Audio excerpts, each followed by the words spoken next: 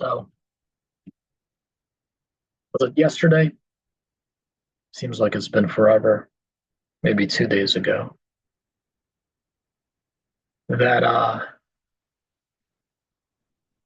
one of the most disgraceful things ever happened in the Oval Office. You all know what I'm talking about. Zelensky's visit to the United States. And there's been a lot of talk about what actually transpired there. And I think that a lot of people are misreading a little bit regarding the intention. Some people say it was a setup. I don't buy it. Um, but first, it's important to understand the context. Zelensky's visit comes in the context of first, Trump deciding that Ukraine should give up 50% of its quote unquote rare earth minerals to pay back the United States for the military aid. Now, initially, it was like 500 billion, or it had no upper limit. The agreement, quite frankly, is very vague and confusing, even for the people who are negotiating it. But I guess to get right down to it, Trump offering, or I should say demanding, that Ukraine give up 50% of its rare earth minerals for the aid that we gave in the past in the midst of an invasion, with the threat of cutting off aid that has already been agreed to and signed off on by Biden, is just, it's a disgrace. It is a disgrace. But for a while, Zelensky had to play along. He had to play along because, well, he can't just say no. He knows that if he refuses to go along with this, the United States might cut off aid. And if there was any doubt, Trump called him a dictator, said he started the war. Now, to be fair, I think he just misspoke, but then he doubled down on it. And so I'm not sure it even matters at that point. I think that quote, he was first talking about Zelensky, then he started talking about Biden and the Europeans, but his mind is all over the place and he can't speak properly. So here we are trying to guess at what he meant.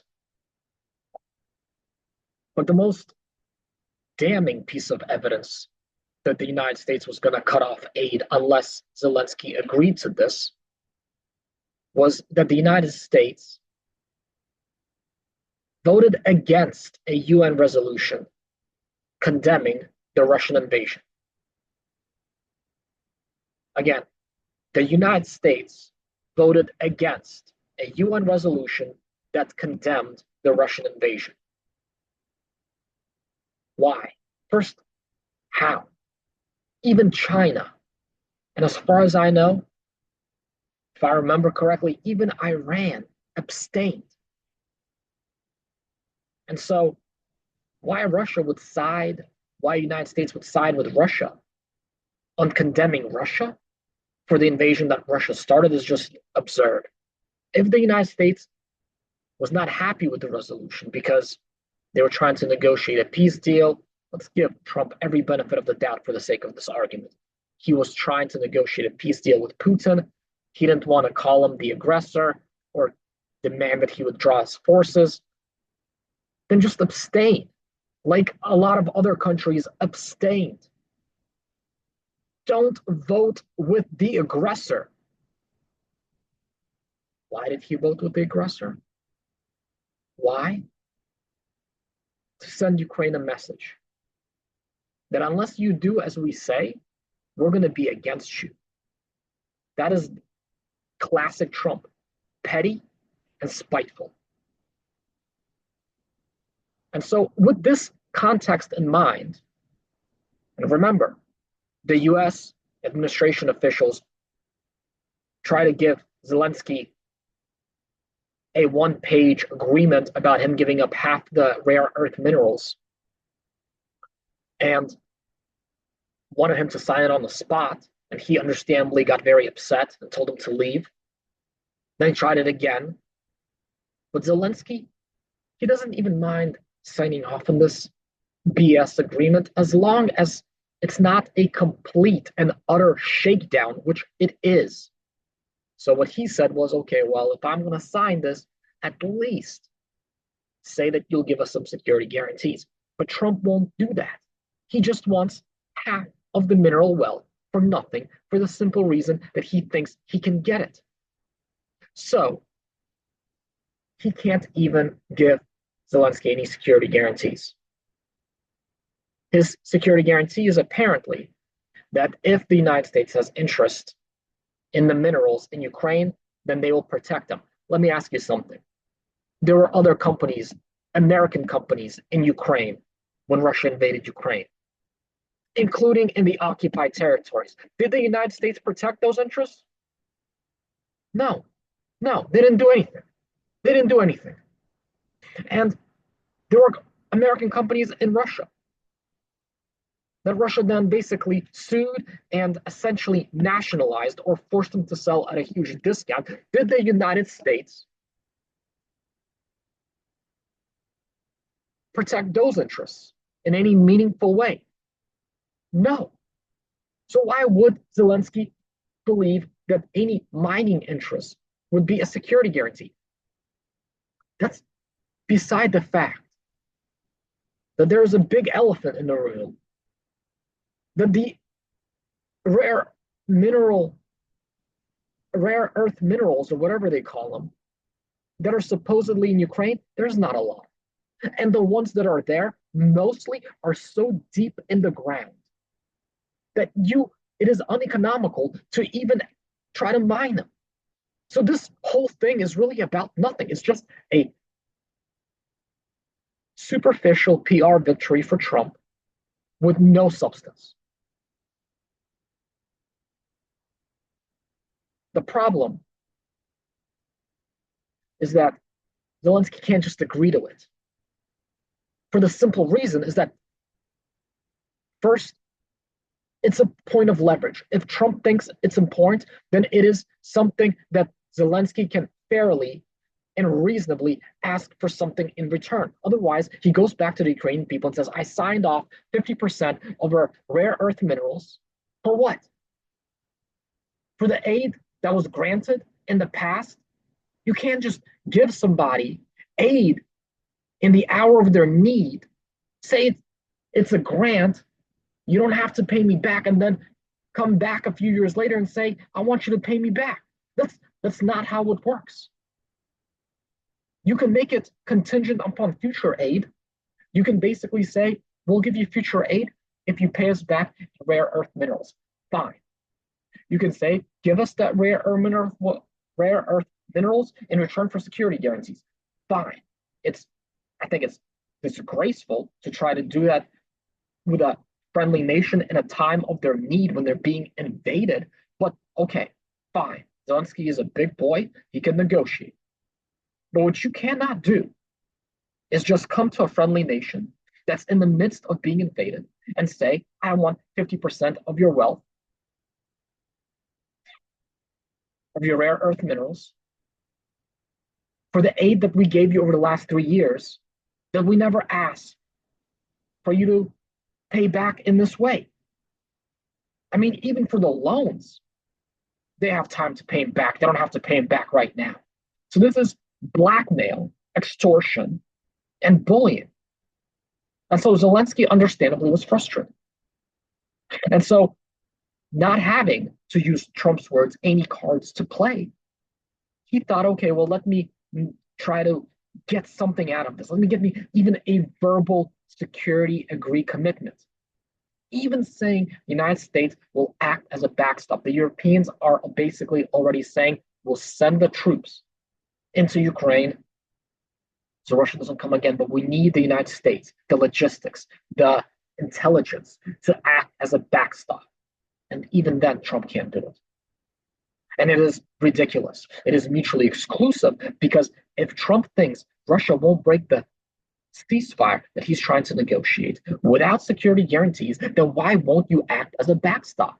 Why? Because you know that there's a chance Russia will break that ceasefire, and you don't want the United States to be involved. So that ceasefire that you keep saying is going to be not broken clearly has a chance of being broken, which is why you need a backstop. You can't have it both ways. That said, that's why Zelensky kept asking for security guarantees and suggesting and implying that a ceasefire in and of itself, without any security guarantees, is a non-starter. And moreover, signing a minerals agreement, whether it's for real rare earth minerals or not real earth minerals, without any security guarantees, with no future promise of more military hardware, is a losing proposition, especially when the United States has already one foot out the door. And there's absolutely no reason to think that we're going to continue supplying any military aid based on Trump's campaign and JD Vance's, I don't really care what happens about Ukraine. But let's see how this video plays out. So I'm going to do a little bit of a blow by blow here because there's a lot that people are missing in between the lines about what Trump says and what Zelensky says, and then finally what JD Vance says.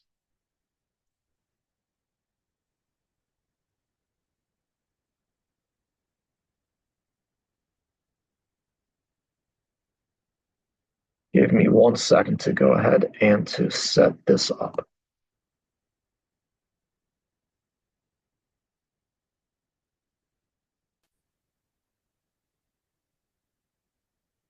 Russia whatsoever. They didn't speak to anybody. Thinking about going solar, but not sure whether it's worth it for your home? Well, Before you get quotes, there are 3 things you need to, but it just allowed this to continue. And I will say that I'll say in front of you, you've heard me say it 1,000 times. If I were president, this war would have never happened. We would have had a deal negotiated for you without having to go through what you've gone through. But your soldiers have been unbelievably brave. We've given them great equipment, but somebody has to use the equipment. They've been unbelievably brave, and we give them great credit. This was supposed to be over very quickly, and here we are 3 years later. So I give tremendous credit to your generals and your soldiers and yourself in the sense that it's been very hard fighting, very tough fighting. They're great fighters. And you have to be very proud of them from that standpoint. But now we want to get it over with. It's enough, right? We want to get it over with. So in this case, I just want to make some commentary. You can already see that there were talks before this that they weren't quite on the same page about. And specifically, you can see that Trump is trying to push for a ceasefire, and just a ceasefire. Just a very quick ceasefire, just like all of Trump's deals. Very superficial PR victory, no substance. Zelensky wants security guarantees. So Trump says, let's stop essentially the fighting. We need to end this. You can see how Zelensky looks at him, and his question, of course, is, with no security guarantees, then they'll just come back and invade again. There's a risk. They'll invade a third time to finish the job. You can't just do a ceasefire without security guarantees. Trump understands the easiest way to do this is just a ceasefire. Russia will probably accept just a ceasefire. Quite frankly, Russia will probably accept a ceasefire with security guarantees as well, because they also need this war to end. So, but he, of course, isn't leaning on Russia. He's not negotiating with Russia. He's just giving one concession after another to Russia. And so this continues. In a little while, right after lunch, and we'll be having lunch together. We're also discussing some other things, and we appreciate everybody being here. It's somewhat of an exciting moment, but the really exciting moment is when they stop the shooting and we end up with a deal. And I think we're fairly close to getting that, and an honor to have you. And please, I'd like to say something. No, thank you so much, Mr. President. Thank you for the invitation. So right away, JD Vance saying there was never a thank you, aside from the countless dozens and dozens of times that Zelensky had said thank you before this meeting. He literally just said it twice.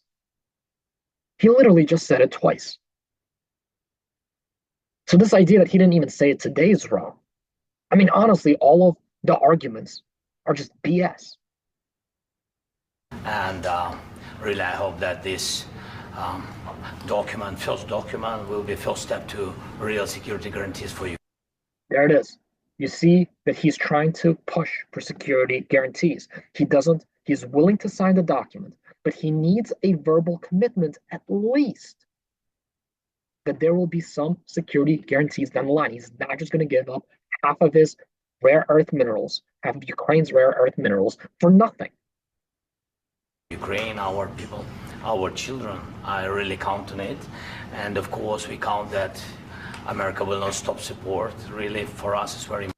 See, that is another concern, that if he doesn't sign this, they're going to cut off aid, which is despicable, disgraceful.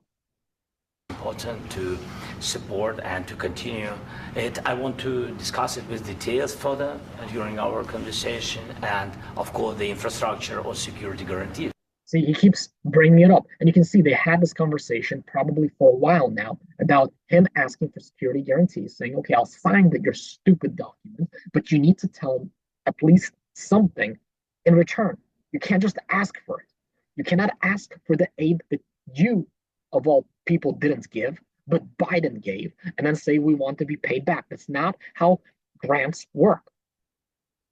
Because for today, I understand what Europe is ready to do. And of course, I want to discuss with you what the United States will be ready to do. That's because Europe is ready to send soldiers on the condition that Trump or the United States acts as a backstop. Again, that has come to mean, as of right now, logistical support, perhaps, or intelligence, or things of that nature. This isn't hard. You're not sending your troops to Ukraine. You're just providing a security guarantee for the European troops. And I really count on your strong position to stop Putin. And you said that enough with the war. I think that is very important, Ben, to say these words to Putin at the very beginning of war, because he is a killer and terrorist. But I hope that together we can stop him. But for us, it's very important to.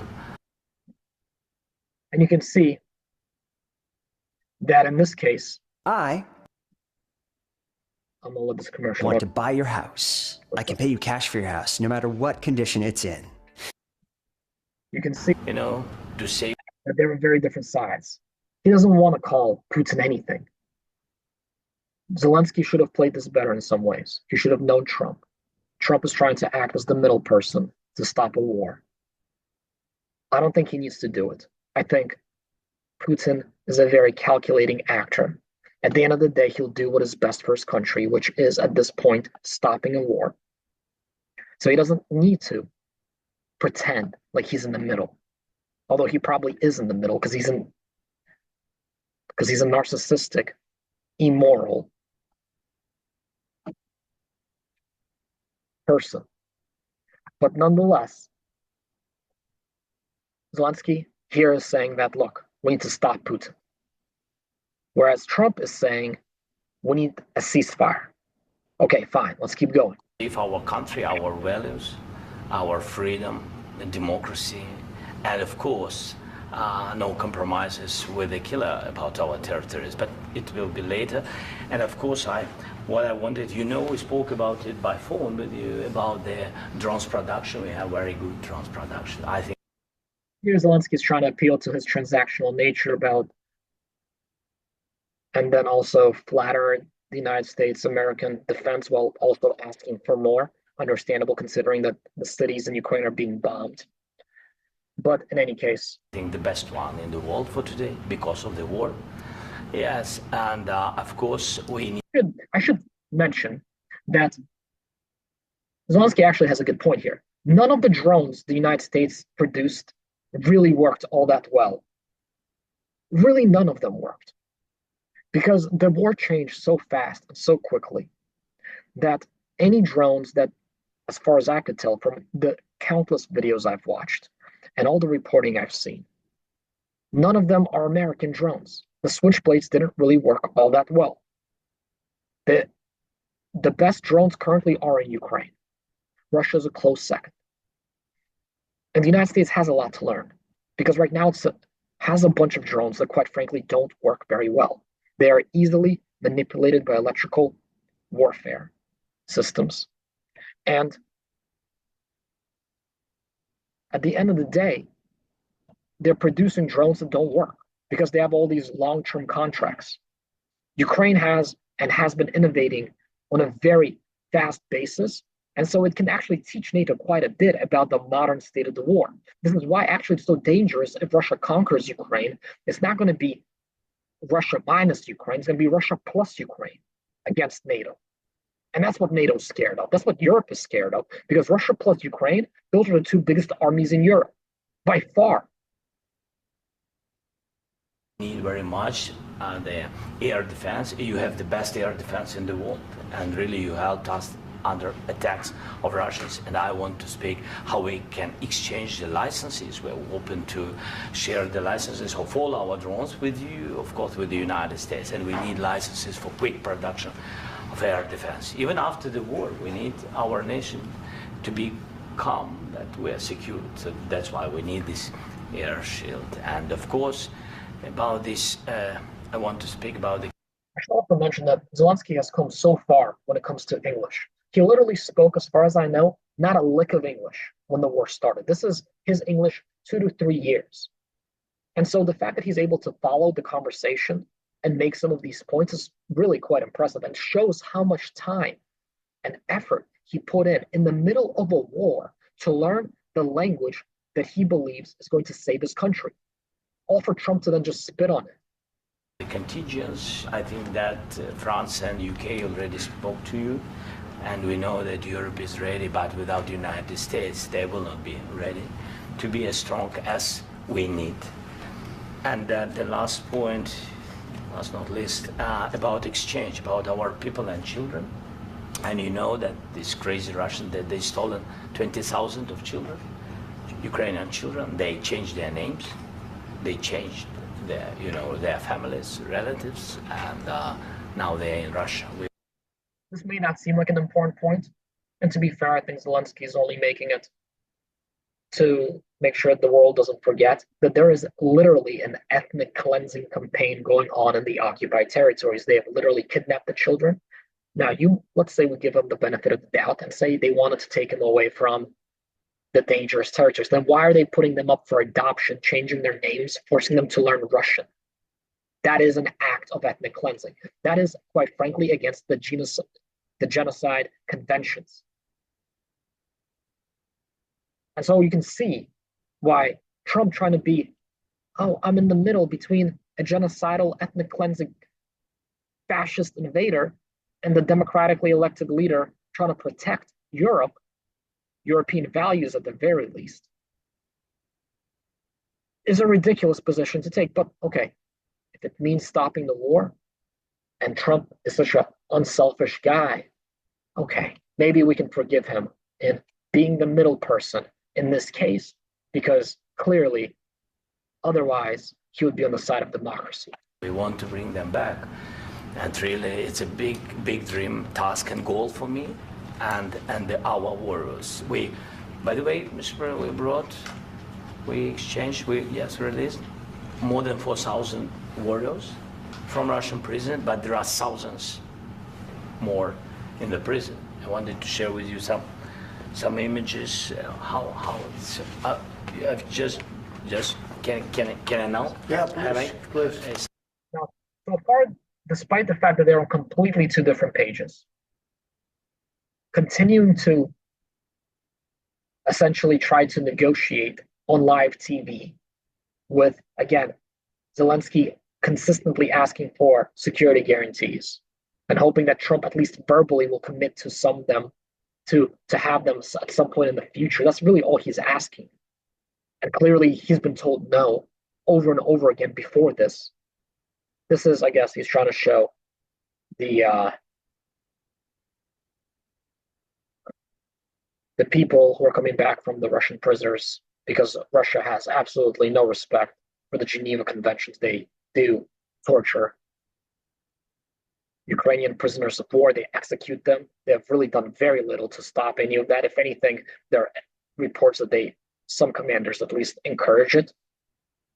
So we'll go ahead and we'll fast forward this for now.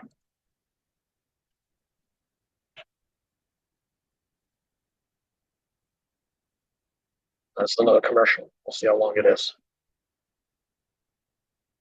Not sure what's going on here, but I don't like it. It's been 2 years since that disaster struck. The city's population is now sparse. In an effort to escape the monsters, you want to get that ended, right? Yeah, of course. We and I think we will. And we have to, of course. Do you have any questions, please? Thank you, Mr. President. With the, how much money is the U.S. going to put into the fund that is being created today, and how does this provide long-term security for Ukraine? Well, we don't know exactly how much because we're going to be putting some money in a fund that we're going to get from the raw earth that we're going to be taking and.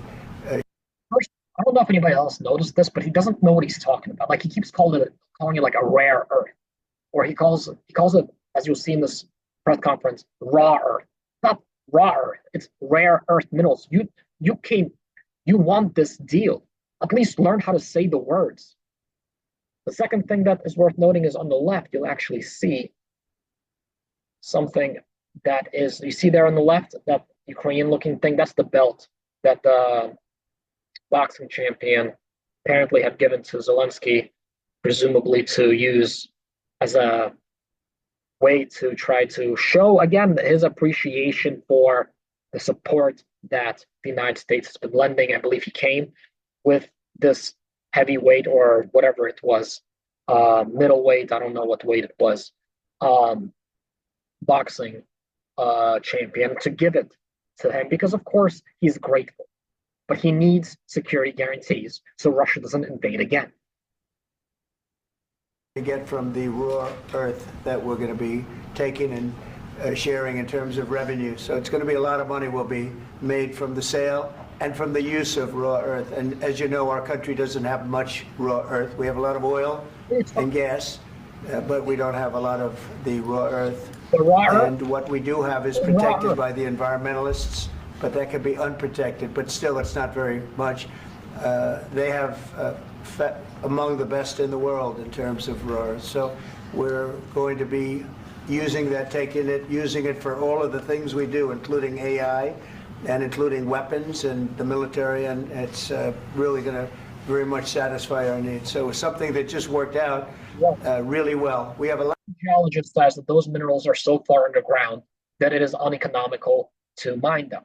A good example was prior to the full-scale invasion, there were no U.S. companies who were banging on the doors of Ukrainian government asking to mine those minerals. There was a reason for that. It's because they are uneconomical to mine. He doesn't want to know that because it doesn't matter to him. He just wants a PR victory.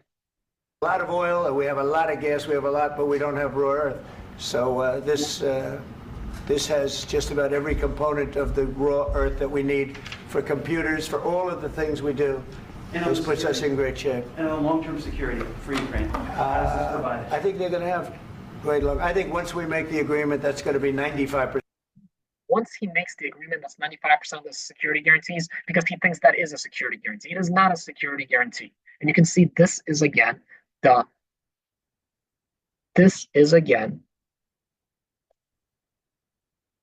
the entire crux of the disagreement they have. He wants 50% of Ukraine's earth minerals for nothing because he thinks that's a security guarantee. It is not a security guarantee. And I'll tell you why it's not a security guarantee. Here's why it's not. Because if you, or maybe the next guy like J.D. Vance, is in power and Putin decides to invade a third time, then guess what he's going to say? He's going to say, don't worry, Trump. Don't worry, J.D. Vance. We're going to protect your U.S. interests. And if they get damaged in any way, we'll reimburse you. We might even reimburse you 2, 3, or 4-fold. So let us do our job. Let us finish the job of invading Ukraine and erasing it off the map. And then we will go ahead and pay you back. Maybe we'll even give you licenses, like Putin said recently, to mine them. You can continue to mine them. So that's why nobody trusts you. Percent of it, they're not going to go back to fighting. I've spoken with President Putin, and I feel very strong. I've known him for a long time, and I feel very strongly that they're very serious about it, and we'll make a deal. And when the deal is made, I don't think we talk about security. Everyone's talking about the other day. All they talked about was security. I said, let me make the deal first. That's a big problem. You can't make a deal without security guarantees, because he'll just invade again. That's what Zelensky is saying. Let's back up a little. Let's play this out. I don't actually think that Russia will invade right away.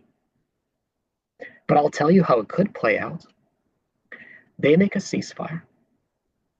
And now there's nothing, no security guarantees. They'll probably ask for sanctions relief, which Trump will be more than happy to, but probably give them in return for a ceasefire, because he's just the deal maker of his generation. And then the Russian economy stagnates, as it has been for the last few years. Interest rates are 20%. Inflation is probably 10 to 20%, depending on if you're looking at official or unofficial estimates. And it's one of the most repressive regimes in the world now. The EU will almost certainly not do a lot of sanctions relief, at least not completely. And so Russia might find themselves in a period of stagnation, similarly to the USSR. What do countries do when they have a lot of domestic problems? What do dictatorships do when they have a lot of domestic disapproval? They look for external enemies, and that will be a perfect example or time for then Putin to say, okay, we'll give the invasion another shot. And if there are no security guarantees, then Putin, to deflect attention from his miserable economic condition, might very well just do it for that reason. I agree. Russia's getting its teeth kicked in this war. But it doesn't mean that Putin won't try to do it again. More importantly, to be fair, I think Putin has other cards he could play, to use again Trump's famous phrase. He could annex Belarus completely, which I would probably find to be more likely than invading Ukraine again. But also he could do what he did before the full-scale invasion, is have a few ceasefire violations here and there to make sure that it's not completely over and that the ceasefire isn't quite really holding, so that any time he can go back in. That is exactly what he did in Donbass for 8 years. He kept it on a simmer. He never completely told the soldiers to stop.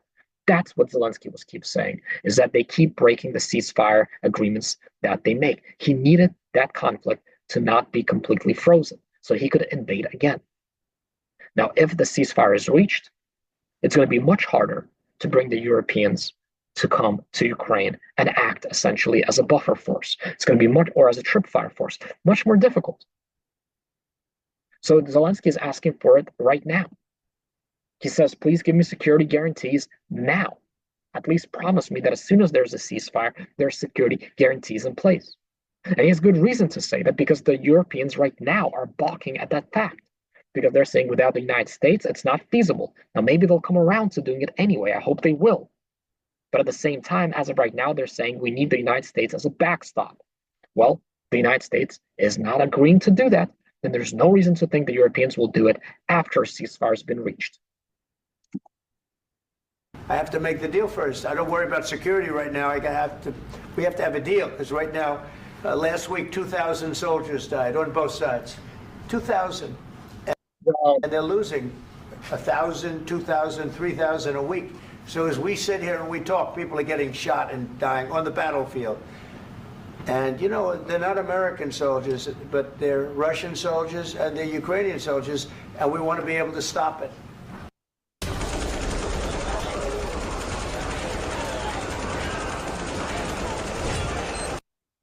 And we want to be able also to spend money on other things. We don't want to. This is a tremendous amount of money. And what the Biden administration did was terrible. They were giving money, but he had no security on the money.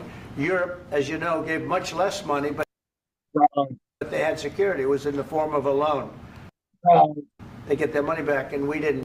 And as Zelensky is about to point out to him, as Macron pointed out to him, like literally what, a few days ago, as the British Prime Minister pointed out to him literally just a few days ago, maybe I think just yesterday, they all called him out on this BS that no, the Europeans provided, as of today, more military assistance to Ukraine, and also not in the form of a loan. And now, at least we're protected because the American taxpayer has to be protected too. But this is an incredible agreement for Ukraine because... He's saying this because he understands it is a complete blackmail extortion attempt at getting 50% of a nation's natural resources for nothing.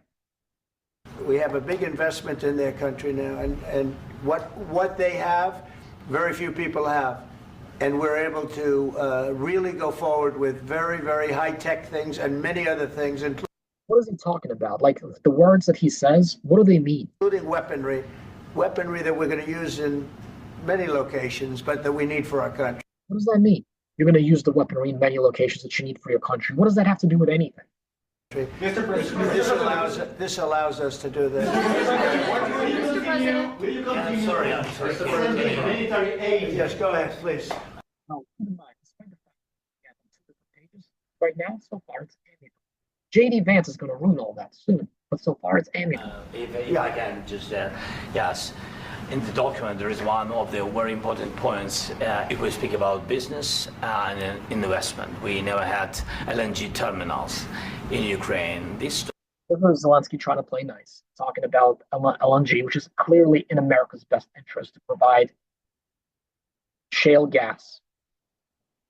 And through these LNG terminals, they'll be able to supply Europe and replace Russian gas. But that's him just being nice. Document will open. I mean, the next documents, but anyway, here we see in the framework, we see really goodwill for this. LNG terminals for us is very important, and I think for security of European continent. We have the biggest storage, gas storage. We have the biggest in Europe. Yes, and we can use it for LNG, use it for LNG, and we will do it. And really, we can help Europe because Europe really helped.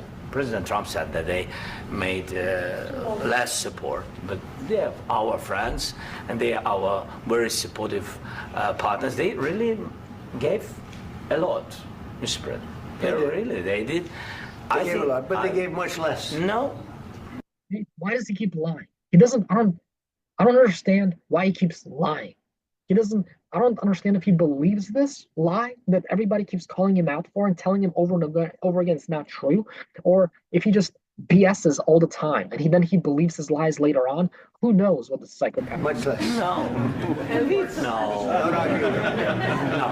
Okay.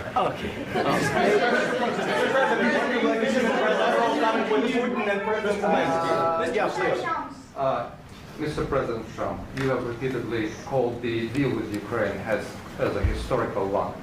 And as a President of the United States, you make historical decisions in other issues which affect America and other world.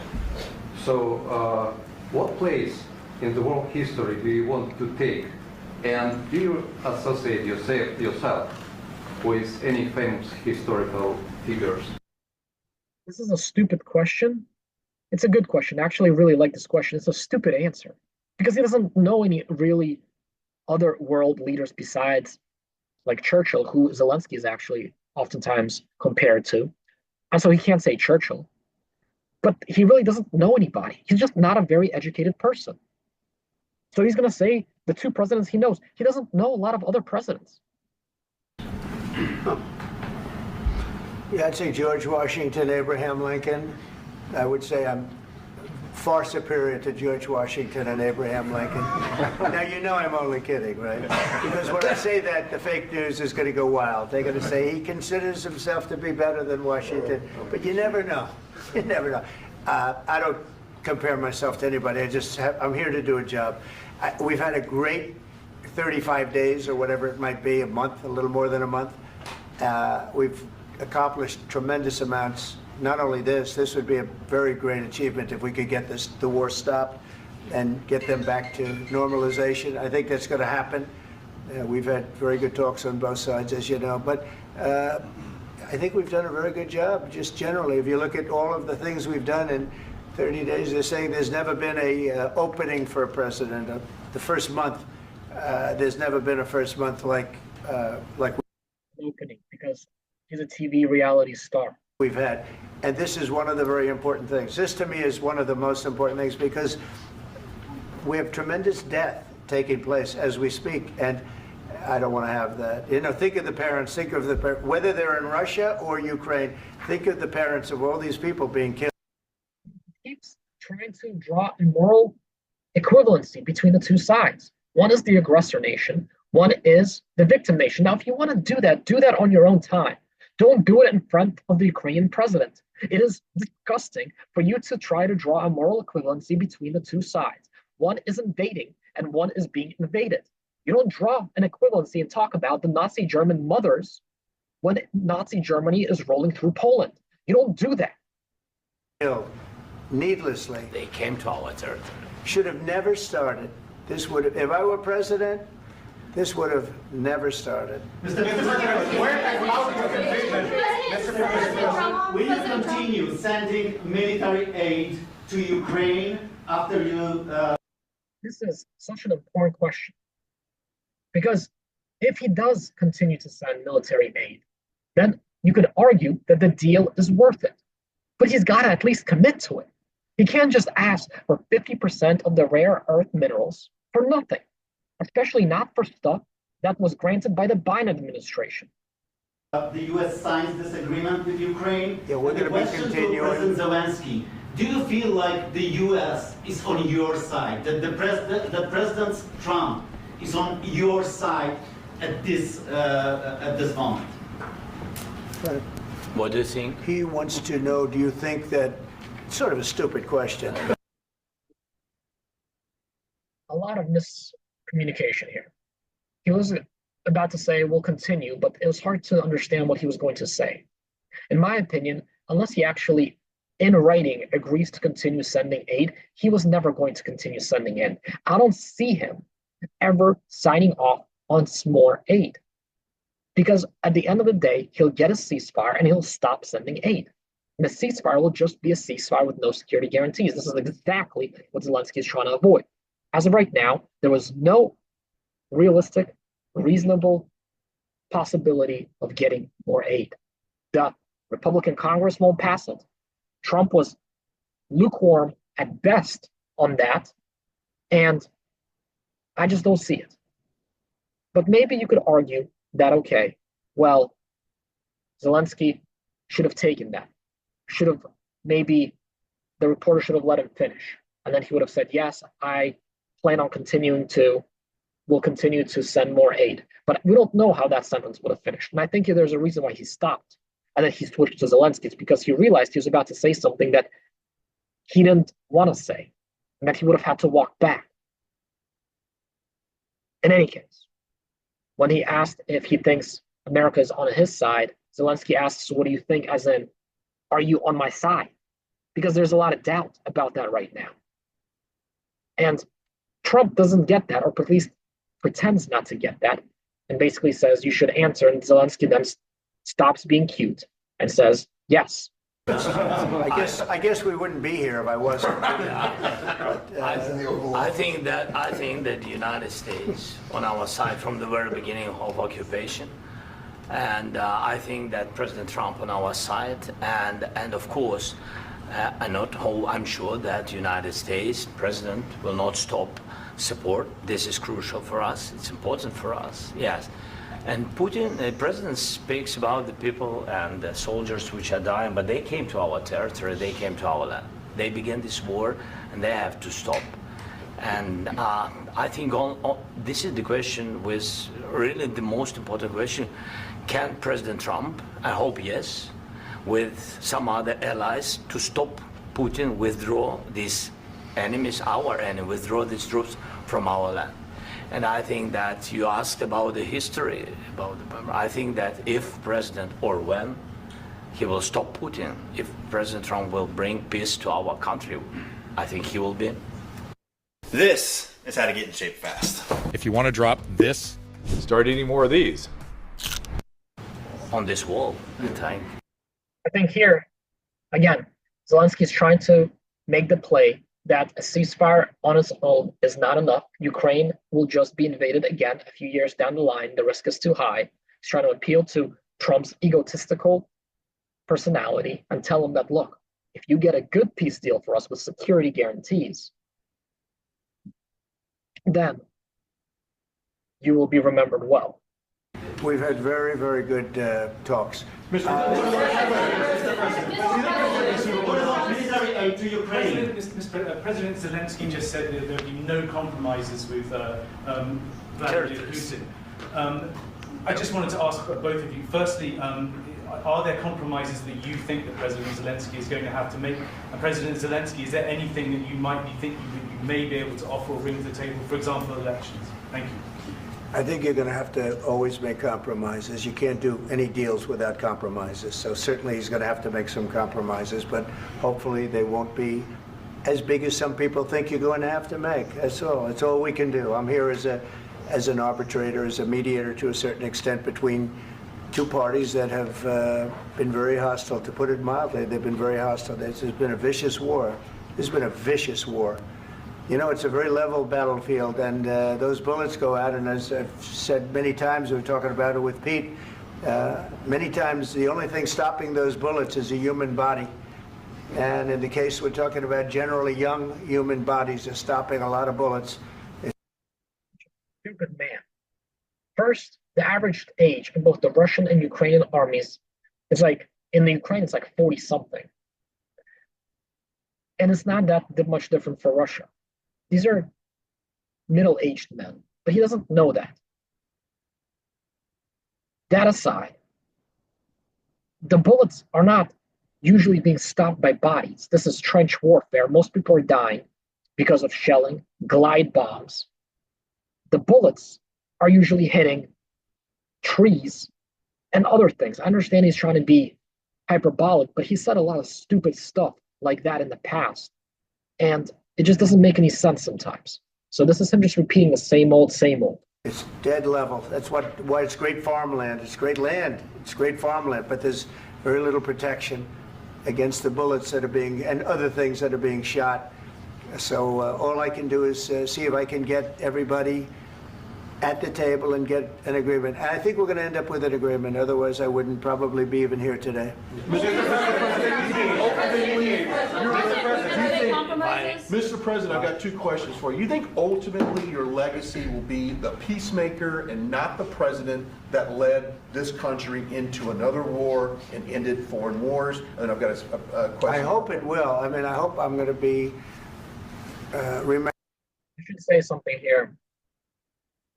Zelensky, I think, is used to being, as a wartime leader in the greatest war since World War II, the one being asked questions. Trump loves the spotlight, and he's basically getting the spotlight. Zelensky should be a little more flexible and let him have the spotlight, but you can see that he's trying to also speak and answer questions and make his own points, and he's getting a little frustrated at this point in time when the questions are, because I think the last question was being asked to both of them, and he just went to somebody else. I don't think he did that intentionally. I just think that's the way he is, always in the spotlight, and you'll see that really blow up later on. But you can see him getting a little bit frustrated that some of the questions directed to him as well, he's not having an opportunity to respond. Remembered as a peacemaker. This would be a great thing if we could do this. I'm doing this to save lives more than anything else. Second is to save a lot of money, but I consider that to be far less important. So I hope I'm going to, thank you, Brian. Yes, he wants the money from the rare earth minerals, or at least a PR victory that looks like it comes in the form of money. That's all he cares about. He doesn't care about lives. It's just a talking point to him. Speaking of which, where's the 24 hours you said that you would end the war in? What happened? What happened with that little promise? For that question, it was a nice question. I hope I'll be known and recognized as a peacemaker. This would be a great thing to solve. This is a very dangerous situation. You know, this could lead to a third world war. This was headed in the wrong direction. If this election will lead to World War III, Russia has taken now a year to take a village of like a town of 20,000, 30,000 people. How are they going to take on NATO? Are they going to start sending nukes? If there ever was a nuke, it would be launched, just one, at Ukraine only, to let them know that they're now going to start using nukes. They're not going to launch nukes at NATO or the United States. So stop with this World War III business. It's not going to happen. And when Putin, I do believe he considered dropping a nuke in Ukraine, when the Kherson and the Kharkiv counteroffensives essentially were destroying the Russian army before he called up a mobilization, China and India told him to knock it off. And so he didn't use it. And now the chances of that are essentially zero, because he can always essentially just go home. We're lost. If we didn't win this election, and by the way, we won it by a lot. That was a mandate. We won every swing state. We won the popular vote by millions and people kind of forget that what he's doing right now is rude, bragging about how much he won the election by. Aside from the fact that he barely won it, it was like 49.5% to 48.3 or something like that. Aside from the fact that he barely won it, and even in the swing states, it was like a difference of 1%. Bragging, if in case anybody's forgotten, is not classy, and it is rude, and it is especially rude to denounce and demean and insult your predecessor in front of international guests, which he's going to be doing in just a moment, because he can't help himself. But if anybody's being rude, it's going to be him.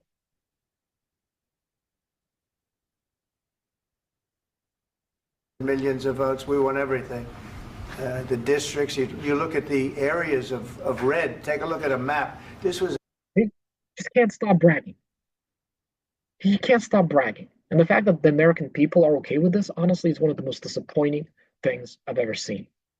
A big mandate, and this was one of the things I said, we're going to get this thing settled. Yeah. If we didn't win, I think this could have very well ended up in a third world war, and that would not... I generally have a question. For everybody who voted for him, did you really believe he was going to end the war in 24 hours? And for anybody else who actually took this thing seriously, that would not have been a... You knew that if you try to end the war in 24 hours, it would just be giving concessions to Putin. Because you don't negotiate by saying, I need to... If you walked into a car dealership and you said, I need to buy a car today, do you realize how badly that negotiation will go? If they know you need a car today, and if you promised everybody you're going to get a car today, are they going to negotiate with you? Or are they just going to hike up the price? That's why you don't do it like that. Good situation. What was your second question? My second question for President Zelensky. Why don't you wear a suit? You're at the highest, why don't you wear a suit? You're at the highest level in the... As people have pointed out, Trump didn't wear a suit during World War II.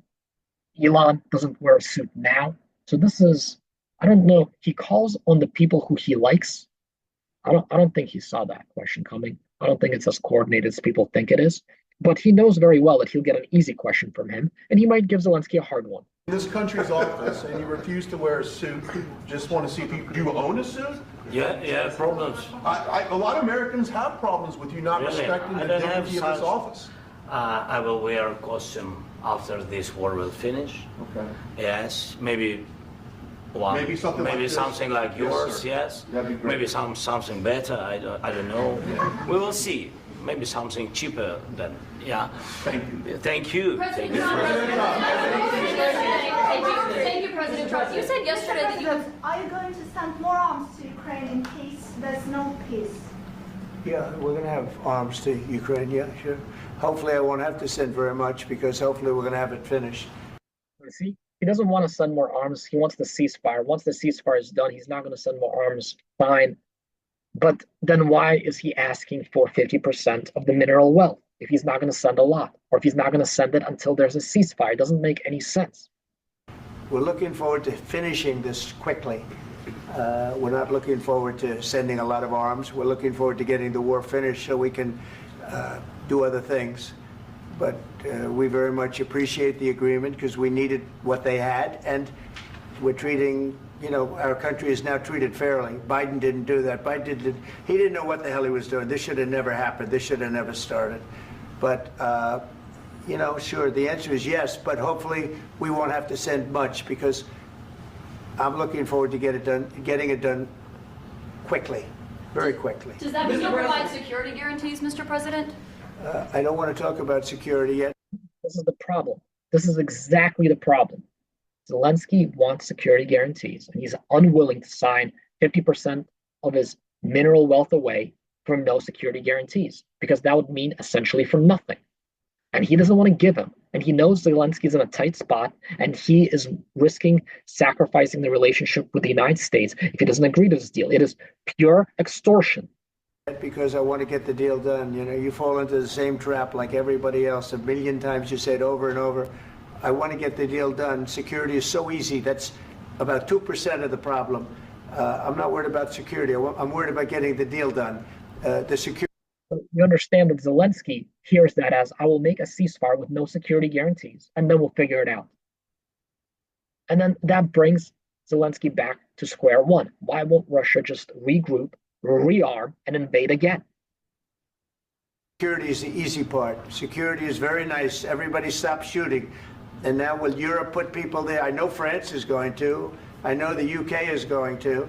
I know other countries are going to. They said you need an American backstop. Now, maybe they'll change their mind, but as of right now, they're not doing it without an American backstop. Going to, and they happen to be right next door. We haven't committed, but we could conceivably. We have security in a different form. We'll have workers. Well, he just talks. He doesn't know what he's saying, and then he catches himself saying the wrong thing, and then he pivots. He was about to say we can conceivably. He realizes he's about to say send troops as well. Then he hits him in the head that I've been against that this whole time, and he switches gears. Idiot. There, digging, taking the raw earth so that we can create a lot of great product in this country. So in that sense, you have something, but we haven't determined that yet. I will say, in speaking to France and in speaking to, and they were here, as you know, last week and just the other day. Before you do, see what others paid for 3 to 10 kilowatt systems in your area and what you should pay. They have committed to a lot of security. I don't think you're going to need much security. I think once this deal gets done, it's over. Russia's not going to want to go back, and nobody's going to want to go back. When this deal ends, I really believe this deal is going to be over. Zelensky doesn't agree with that. He thinks because he's negotiating with Putin that he will come back. He has no problems breaking deals. If not now, then later. Please go ahead. Go ahead. Thank you, Mr. President, thank you. You had President Macron and Keir Starmer at the White House this past week, both of whom praised your courage and conviction to lead the pathway towards peace. Yes. Part of that involved, though, re-engaging Russia in diplomatic relations, something that previous leaders lacked the conviction to do so. What gave you the moral courage and conviction to step forward and lead that? Sure. What does that mean? That's not a question. It's not a question. At least pretend to be a journalist. Well, I love this guy. Who are you with? One American News, sir. Well, that. One American News, the leader of journalism. Well, I like him. One American News does a great job. I like the question. I think it's a very good question. It's a pathway to peace. It's a pathway to getting something solved. And I feel that as the head of this country, I have an obligation to do that. Plus, we're very much involved. We got involved. It's too bad we got involved because there should have been no involvement, because there should have been no war. And there shouldn't have been October 7th. That would have never happened. As you know, Iran was broke. They had no money to give to Hezbollah. They had no money to give to Hamas. They were stone cold broke. And then under Biden, they became rich as hell. They went from no money to $300 billion in a period of 4 years. And they gave a lot of that money away, and you see what happened. And that's a real mess also that we hope to be able to solve. But no, I appreciate your question very much. I feel I have an obligation to try and do something to stop the death. If I can answer. Yes, if I can answer. Sorry. Please. And I do like your clothing, by the way. Yeah, really? Even though I think he's a great guy, by the way. But Again, Zelensky both know that Zelensky's going to continue to push for security guarantees. Trump is a little worried that Zelensky's going to try to do it in public. So he tries to diffuse the situation because he, I think, understands that Zelensky's not happy with this deal. And he's going to try to continue to force the issue. I don't know if you two like each other, but you know what? I think he's dressed. I think he's dressed. I like this guy. I think he's dressed beautiful. So I have more serious things than answer on such questions. Sure, I will answer on more serious questions if I can. Yeah, so please, about security guarantees and about just ceasefire. We can't just speak about ceasefire and speak. It will not work. This is where they're on very different pages. They're on opposite pages. He's saying a ceasefire will not work without security guarantees. Trump says you get the ceasefire first, then you worry about the security guarantees, or you don't need them at all, because apparently they won't come back. Just ceasefire will never work, because I'm like a president. I have this experience, and not only me. Ukraine, before my presidency, from the 2014, Putin broken 25 times. 25 times. He broken his own signature. 25 times he broken ceasefire. But he never broke to me. He never broke to me. No, you were the... He's a narcissist. He thinks that in 2014, Russia invaded, and now in 2022, he invaded. He doesn't even know about the 2019 meeting with Putin, where they tried to get another ceasefire. This was during his presidency. And Putin broke that guarantee too. That security, that ceasefire. There was a 2019 meeting between Zelensky and Putin in Paris, where they agreed on a bunch of things that Putin never followed through with. So that's why Zelensky is saying it happened. He broke ceasefire with you. Russians never stopped shooting during those 8 years. Just Americans don't know about it, and you obviously don't know about it. The president. You were the president during. Never brought to me. In 2016, you've been the president, Mr. President. You've been the president, but he had, of course, not with you, but he had during. See, here Zelensky is getting a little testy.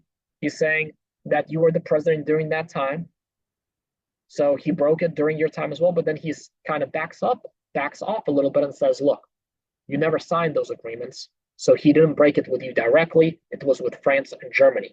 During those periods, he had conversations with our side, and we had Normandy format, the France, Germany, Ukraine, and Russia, and he broken 25 times. That's why we will never accept just ceasefire. It will not work without security guarantees.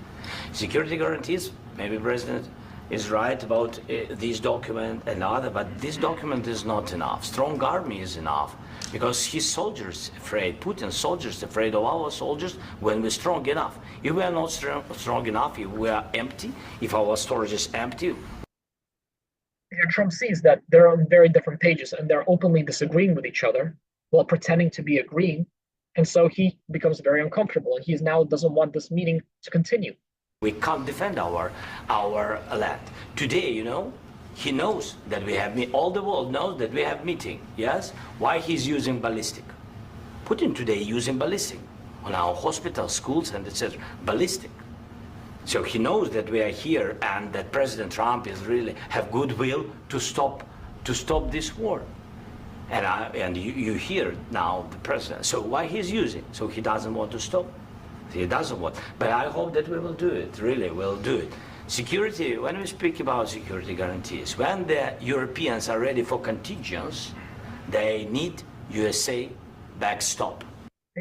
That is what ultimately Macron came for. That's what the British Prime Minister came for. Now that is what Zelensky is trying to sell him on. The United States needs to provide a backstop. Logistics, intelligence, whatever that means. You don't need soldiers there, but you need to provide some kind of support. If there will not be United States, we will never have any contingents, strong contingents from the Europeans, because they don't want to divide alliance. And more importantly, I think Zelensky realizes that this is his last chance, because Trump wants the minerals deal. If he can at least agree to a U.S. backstop, then now they have something. But otherwise, so far they have nothing. Connection between the United States and the main and strongest ally and Europeans. And this is crucial, this is important. That's what we want to speak about very much. This is very important. And they are defense. So air defense, really, we have big deficit with all these systems, and we need to provide this. We need it very much. Otherwise, Putin will never stop, and will go further and further. He doesn't want. He hates us. You know, it's not about me. He hates Ukrainians. He thinks that we are not a nation. This is very true. This is ultimately the reason for why Putin is invading Ukraine. He believes Ukraine is Russia. Americans, or at least I should say Trump and J.D. Vance, don't understand this. They don't understand that historically Russia believed Ukraine was a Russian province. And so he doesn't know. He might genuinely think it was because of NATO.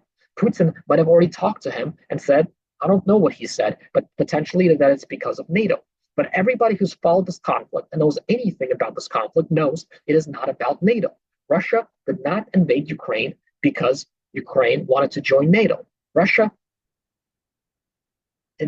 didn't want Ukraine to join NATO so that it could invade. He thinks, and he shared these thoughts, I think maybe with your team also, I don't know. But with all the Europeans, in media, officially and not, he always said that there is no such country, such nation, such language, and such life like Ukrainian. No, he really doesn't respect all the Ukrainians, and he wants to destroy us. 5,000 years of Chinese music and dance in one night. And you're right, Mr. President. That's 2%. This document, maybe other documents, it's a very good start, very good, but it will not enough to stop this person. Should Russia pay to rebuild Ukraine? Mr. President, under these Should Russia pay to rebuild Ukraine? They have to pay. This is the rule. This is the rule of the war. This is the rule of the war. During all the centuries, all the history, this is the rule of the war. Who began, those pay. This is the rule. Putin began this war. He has to pay all money for innovation. He has to pay. Of course, some Russian assets, what we have in Europe, about 300 billion, we can use them. We can use for innovation and buy military support from the United States also. We can do it, but it's not enough. It's not enough. Every time Trump does his little button jacket thing, means that he's becoming uncomfortable because he's hearing Zelensky say that he's not going to accept just a ceasefire without any security guarantees. And no, President Zelensky. Wait 1 second. I asked this question that you didn't like because I wanted to know if you want to position yourself in the middle between Russia and Ukraine or on the Ukraine side. No, I'm in the middle. I want to solve this thing. I'm for both. I want to get it solved. And it's wonderful to speak badly about somebody else, but I want to get it solved. If we can solve it, great. If we can't solve it, they're going to have to fight it out, and who knows what's going to happen.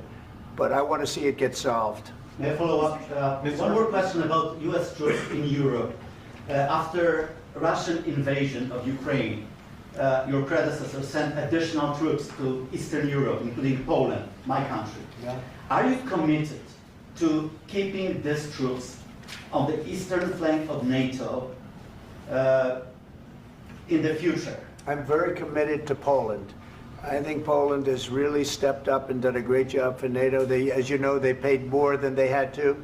They are one of the finest groups of people I've ever known. I'm very committed to Poland. What about Baltics? Poland's in a tough neighborhood, you know. What about the Baltics? Watch him hesitate. Watch him hesitate about the Baltics. Then the wheels start turning in his head, and he realizes that he can get into a lot of trouble if he says that he won't defend the Baltics if under attack. So after a little bit of whatever he tries to say, he comes around to this idea that yes, as part of NATO, he has to defend the Baltics. The Baltics, they got a lot of. It's a tough neighborhood too. But we're committed. We're going to be very committed, and we're committed to NATO. But NATO has to step up, and the Europeans have to step up more than they have. And I want to see them equalize because they are in for far less than we're in, and they should be at least equal. You understand that? Why is the United States, we have an ocean in between. He keeps saying the same lies. Europe has contributed more than the United States. Everybody keeps telling him that, and he just keeps, maybe it's the age, I don't know, but something isn't clicking. Why is the United States in for so much more money and other things as Europe? With that being said, and as you said, they've also been obviously very helpful, but we have put in far more than they have, and I think they should equalize. Mr. President, please go ahead. Ask you about the agreement again today. What changed between the first time that Secretary Bessent gave President Zelensky the agreement and today for the signing? We made a deal. Nothing changed. Zelensky just couldn't say no, so he thought maybe if he came in person, he could at least persuade them to add something about security guarantees, either verbally during this press conference or inside the actual document, to make sure that he wasn't doing something, giving away something that could potentially take generations to pay off for nothing. I'm a business person. We made a deal. That's what changed. Trump's language, that means I could get it from him, so I took it from him. I didn't think we were going to make a deal, and we ended up making the deal, so that changed. Mr. President, what and how do you envision a trilateral summit with President Zelensky and Putin? I don't know, but they don't like each other, I can tell you that. Okay? They do not like each other. This is not a love match, and it's unfortunate. That's why you're in this situation. Why you're in this situation? You're in this situation because Russia invaded Ukraine, you idiot. The United States should not have allowed this to happen, okay? Watch what he's going to do next. They talk about Zelensky being rude during this meeting, and he was a little forceful, but he wasn't rude. Rude is when you would badmouth your predecessor in front of the international, in front of an international audience, in front of a guest from another country, the president of another country, in front of journalists. The United States, run by a man that didn't know much, I'm going to be very nice, run by an incompetent person, incompetent person, should never have allowed this to happen. I've stopped wars. I've stopped many wars. My people will tell you, I stopped wars that nobody ever heard about. I stopped wars before just now making stuff up. They ever started. You can look at some of, I could give you a lot of nations that would tell you right now they were. No, you couldn't. Probably going to war. I could tell you right now there's a nation thinking about going to war. There's no nation right now thinking of going to war that otherwise wouldn't go to war, except maybe China, or maybe Venezuela. On something that nobody in this room has ever even heard about. Two smaller nations. Just because you've never heard about it doesn't mean nobody else has heard about it. But big, still big. And I think I've stopped it. But this should have never happened. Maybe it's the Venezuela thing. They're trying to invade their neighbor. I think it's the small nation to the east of them. There's some disputed territory. Maybe he played a role in stopping them. Maybe that's why he's returning Venezuelan immigrants back to Venezuela to be tortured, or God knows what else. Sorry, just a second. About any negotiations. First of all, I want really to tell you, and I think that everybody understands that Ukraine, modern Ukrainians, nobody wants to stop this war. But at the future, any negotiations, it's understandable that two sides of the war, not Russia and the United States, because this is not the war between Russia and the United States. This is war of Russia against Ukraine and Ukrainian people. So these two sides will be at the will be at the negotiation table. Then of course United States, like the strongest partner of the Ukraine, and of course Europe. I think Europe is very important. I want to speak about it with the president. Yes, Europe is very important for us because we really defend Europe for today. All Europeans really recognize that we are defending the line, and they have real life, and our people are dying. That's why they helped us. And also, it's about the NATO. Yes, between, like the president said, you have big, nice ocean. Hey there. You're listening to State of Survival Radio. Calling all survivors who can hear this, please come. Yes. This might be where it starts to get off track. I don't remember exactly. Between us. But if we will not stay, Russia will go further to Baltics and to Poland, by the way. But first to the Baltics. It's understandable for them because they've been They've been in the USSR, you know, they've been one of the republics of the USSR, and Putin wants to bring them back to his empire. It's a fact. And when he will go there, if we will not stay, you will fight. Your American soldiers, it doesn't matter, do you have all? What is Zelensky trying to say here is trying to say that if Russia attacks the Baltics, Article 5 will be invoked, and the United States will have to defend the Baltics as a part of NATO. It's, quite frankly, I don't know. It depends, I guess, but I find it unlikely. I think more likely Russia is going to annex Belarus, and then it might try to finish off Ukraine if it's going to go down that route. I doubt it's going to try to attack NATO. I've never really bought into that argument. But at the same time, it is something that Estonia, of all places, is very much worried about because they're on the border. There's a lot of Russian speakers that might, quote unquote, need protecting. And it's not like Russia might not want to test the waters. And if they do go into it, it's not like they're going to one day and send an army into Estonia to see if NATO reacts. No, they're going to test the waters to see, oh, what if we get somebody to, maybe make an incursion and maybe take over a disputed small piece of land that's never been fully recognized as either countries.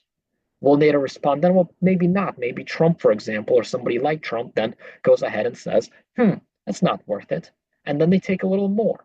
And then they cut the cables. And then they blow up some kind of gas terminal. And then maybe they do something else. And then they do a cyber attack. And it's slow, incremental aggression to test to see what kind of response there is. And if there's no response, they'll keep going further. So it's not out of the realm of possibility. I doubt it's going to go down that route because I think they had such a disaster, colossal disaster of war in Ukraine that I think they're not going to attack another country for quite some time. But you never know how the domestic situation in Russia will turn out or who the next leader will be. So never say never. Ocean or not, your soldiers will fight. Mr. President, would you be willing to visit Ukraine, maybe Kyiv or Odessa, which is known to be at the riviera of the Black Sea? It was my question. I'm sorry. I don't want to talk about Odessa now. Let's not talk about Odessa. I want to talk about making a deal, getting peace. We don't have to talk about Odessa, but a lot of cities have been destroyed. A lot of cities that are not recognizable. There's not a building standing.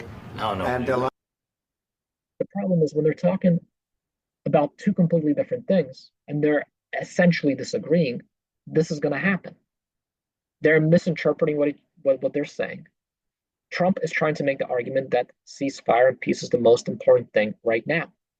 Zelensky is trying to say that we've been surviving, we've been defending our homeland, and we're not going to accept a ceasefire where the invader is going to come, regroup, rearm, and come back and invade again in a few years. So this is why this is happening. This isn't just random. A lot of things have to happen. You have to come and to look. No. We have to come because if he comes to Ukraine, that's going to be a sign of support, and then he's going to be more likely to take Ukraine's interest into account when negotiating instead of giving away one concession after another. Very good cities.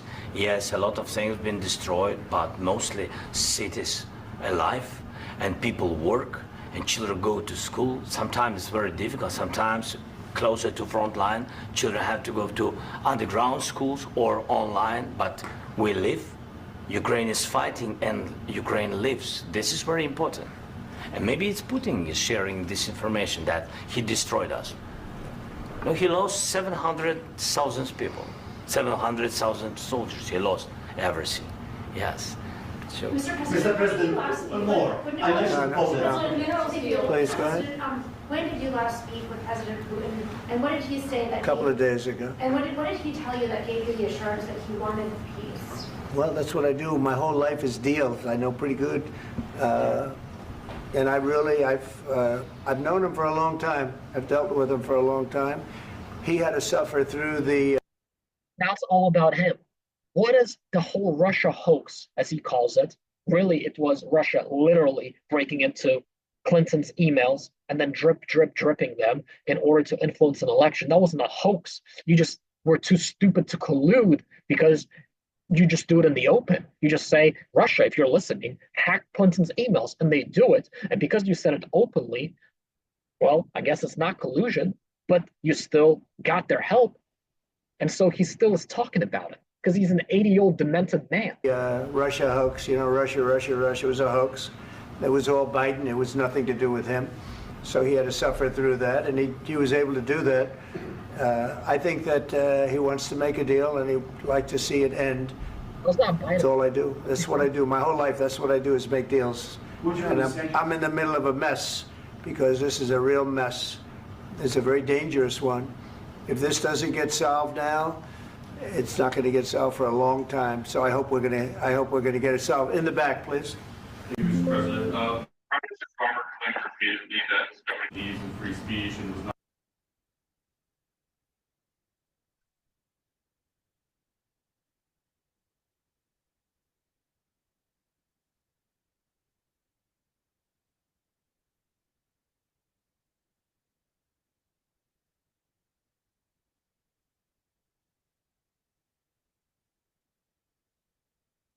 not engaged in censorship. But his country's government arrests people for memes and thought crimes, and even more worrisome is pressuring American companies to censor Americans on his behalf. How can he be a reliable, trustworthy partner when he says things that are demonstrably false on such an important topic? Well, we actually spoke to him about that yesterday, and we thought they took it very, very much too far. JD was very strong on it. So was I.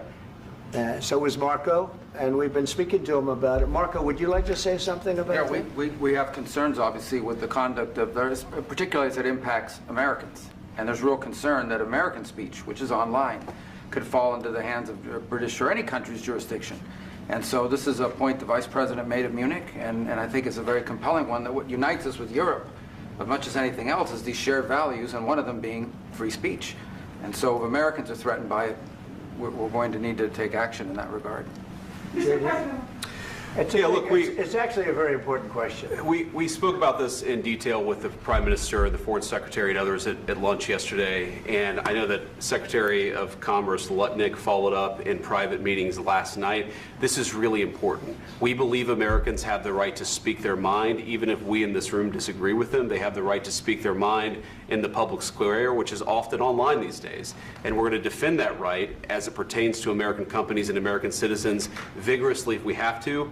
I do think that under the President's leadership, we're going to find common ground with our friends in the UK on this question, but it remains to be seen. The principle that will guide us is we believe in free speech in this country, and we'll fight for it for American citizens. Mr. President, on the deal, is there any other oil and gas component to the deal? Is it all critical? A little bit.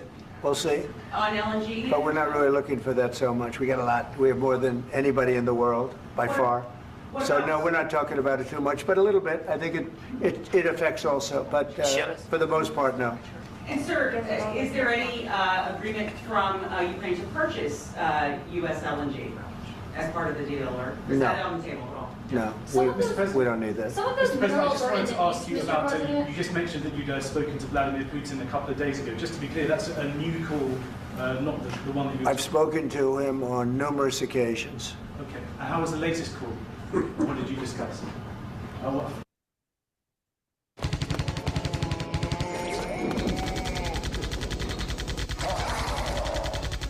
How did it go? Are you serious with that question? I am. I'd love to know. It went well. I think we're going to have a deal. On the minerals deal, Mr. President, some of those minerals are in the east of Ukraine, not far from the front lines and in areas that Russia has occupied. Will you direct President Putin to withdraw his forces from those areas if there's U.S. interest? Well, we'll take a look at the time. We have a lot of area. It's a very big area we're talking about, so we'll take a look. I'll study that, and I'll see. And who would protect those minerals if they are U.S. interests? Would that be Ukrainian forces? They'll be protected. The agreement will protect them. U.S. The agreement, yeah. There's a key moment again, because he thinks the agreement alone is going to protect, is a security guarantee. The agreement alone is just robbing Ukraine of 50% of their natural mineral wealth for nothing. You're not going to protect them, just like you didn't protect the American businesses that are in the occupied territories before the Russians invaded, and you didn't protect American businesses that were in Russia when Russia invaded and decided to start nationalizing or forcing a sale at a huge discount. Yeah, we're signing an agreement. Right, but what if Russia tries to invade or there's Russian aggression in those spots? I just told you I don't think that's going to happen. And if that were going to happen, I wouldn't make a deal. If I thought that was going to happen, I wouldn't make a deal. Some people may wonder why. They ought to focus on CNN on survival. not asking me these ridiculous questions. Focus on surviving, because CNN's got such low ratings, I don't think they're going to survive. Let's go. Please, go ahead. I already mentioned Poland. Poland was under Russian control for decades after the Second World War. When I was a kid, I looked at the United States not only as a most powerful country, richest country in the world, the country that has great music, great movies, great muscle cars, but also as a force for good. And now I'm talking with my friends in Poland, and they are worried that you align yourself too much with Putin. What's your message for them? Well, if I didn't align myself with both of them, you'd never have a deal. You want me to say really terrible things about Putin and then say, "Hi, Vladimir, how are we doing on the deal?" That doesn't work that way. I'm not aligned with Putin. I'm not aligned with anybody. I'm aligned with the United States of America and for the good of the world. I'm aligned with the world, and I want to get this thing over with. You see the hatred he's got for Putin. It's very tough for me to make a deal with that kind of hate. He's got tremendous hatred, and I understand that, but I can tell you the other side isn't exactly in love with, him either. So it's not a question of alignment. I'm aligned with the world. I want to get the thing set. I'm aligned with Europe. I want to see if we can get this thing done. You want me to be tough? I could be tougher than any human being you've ever seen. I'd be so tough. But you're never going to get a deal that way. So that's the way it goes. All right, one more question. The last question, and this is where all hell breaks loose. Hey, I will respond to this. So look, for 4 years. Now it's interesting that JD decides to interject here. I don't think it was planned. Some people say this was a planned ambush. I don't think it was planned. I don't see why it would have been planned, unless they're getting signals from Russia that they wouldn't accept a ceasefire. But I think at the end of the day, Russia's looking for a ceasefire because they're just suffering colossal casualties for very, very little gain. So I think, I don't know, maybe JD is just trying to make a point. Or maybe they do have a bit of an informal agreement where JD comes in and basically turns it all around and says, you know what, Zelensky needs to take a backseat. Maybe they know he won't sign the deal without security guarantees, so they're looking to blow it up. But I think more likely he thinks that he needs to chime in because he hasn't said anything. As the United States of America, we had a president who stood up at press conferences and talked tough about Vladimir Putin, and then Putin invaded Ukraine and destroyed a significant chunk of the country. The path to peace and the path to prosperity is maybe engaging in diplomacy. We tried the pathway of Joe Biden of thumping our chest and pretending that the President of the United States' words mattered more than the President of the United States' actions. What makes America a good country is America engaging in diplomacy. That's what President Trump. I don't think it was planned, but I guess people can differ on that. In this case, I think Zelensky makes a mistake. This was, I guess the last question was yet to come, but I think this is where he interjects and basically JD, he's such a novice at this. His inexperience is going to start showing. He attacks Zelensky and essentially it goes downhill from there. Can I ask you? Sure. Yeah? Yeah. Okay. So here, he's going to ask a very reasonable question. Why would you trust Putin if it's on any deal without any security guarantees? Because he's broken so many of them. So he occupied our parts, big parts of Ukraine, part of East and Crimea. So he occupied it on 2014. So during a lot of years, so I'm not speaking about just Biden, but those time was Obama, then President Obama, then President Trump, then President Biden, now President Trump, and God bless, now President Trump will stop him. But during 2014, nobody stopped him. He just occupied and took. He killed people. You know what the contact 2015. 2014 and 2014. Yeah. So Trump doesn't know what's going on here because Zelensky is trying to say that this was during many administrations from 2014 to 2022. But again, Trump doesn't know this. He thinks Russia only attacked in 2014 and 2022, and nothing happened in between. It was just a huge ceasefire. No, the ceasefire was broken almost every day. I was not here. Yeah, but that's exactly right. Yes, but during 2014 till 2022, yeah, the situation the same. The people have been dying on the contact line. Nobody stopped him. You know that we had conversations with him, a lot of conversation, my bilateral conversation, and we signed with him, me, like a new president. In 2019, I signed with him the deal. I signed with him, Macron and Merkel, we signed ceasefire. It's true in Paris. They signed a ceasefire to stop the violations across the contact line. Ceasefire. All of them told me that he will never go. We signed him with gas contract. Because he wanted the gas contract renewed. So this was the leverage that Zelensky thought he had against Putin. Putin just took the gas contract and then spit on everything else, including the ceasefire. Yes, but after that, he broke this ceasefire. He killed our people and he didn't exchange prisoners. We signed the exchange of prisoners, but he didn't do it. And this is where Zelensky, if you watch the Lex podcast, he talks about how he called him up and he kept calling him and asking him, why won't you agree to exchange the prisoners like we agreed to? And then Putin just stopped picking up his call. He never intended to even follow through with the ceasefire. It was all a joke. He needed it to keep the violations going so he could then use that as a pretext to invade in 2022. Invading Ukraine was always part of the plan. It was only a question of when. What kind of diplomacy, JD, you are speaking about? What do you mean? Now, some people would say that he's being rude here. I don't think he is. I think he's a little frustrated that security guarantees are not being talked about, that they're going full speed ahead with a weak ceasefire agreement. Russia will just rearm, regroup, and attack again down the line. But also, I think it's a bit lost in translation here. If you were to say this in Ukrainian or in Russian, it would not come across as defensive, perhaps, or as accusatory. He's not trying to, I think he's trying to say in the nicest way possible that diplomacy alone has never stopped Putin, and you need something more. I'm talking about the kind of diplomacy that's going to end the destruction of your country. Yeah.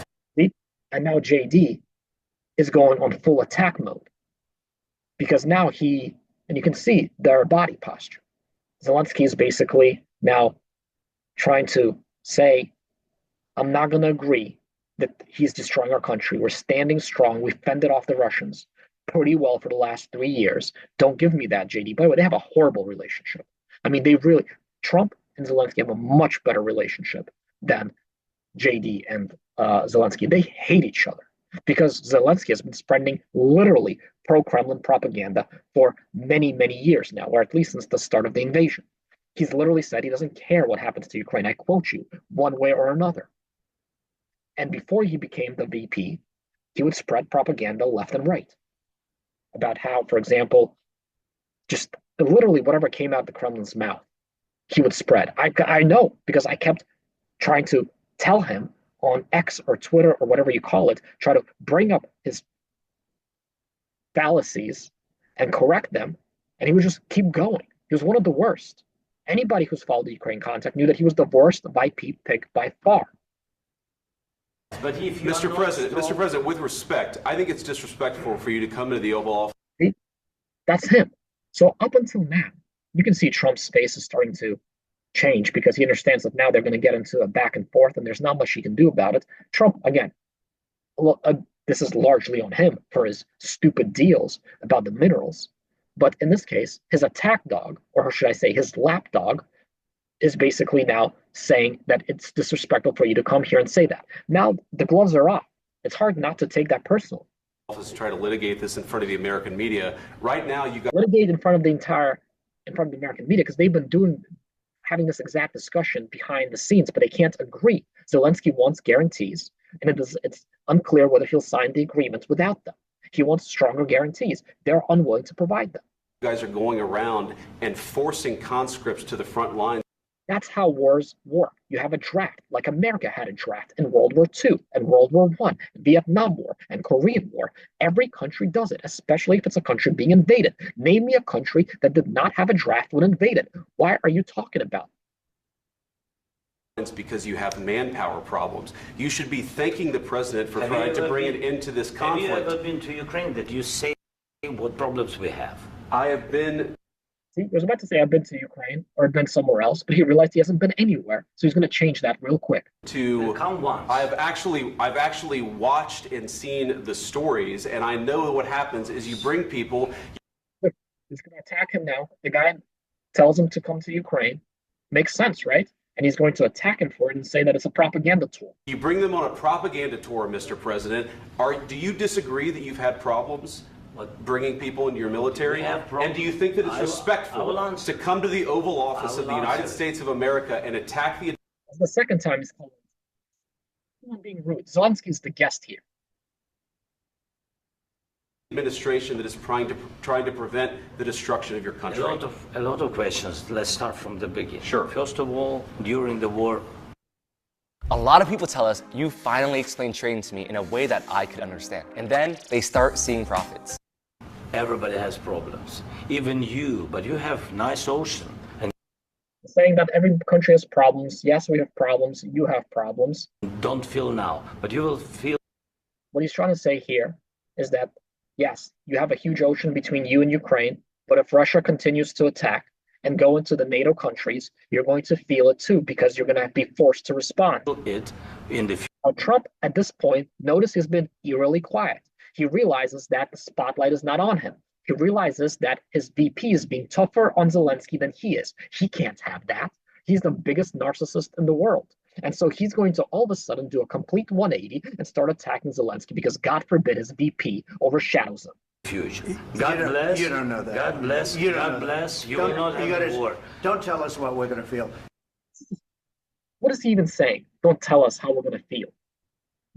Zelensky just learned how to speak English a couple of years ago.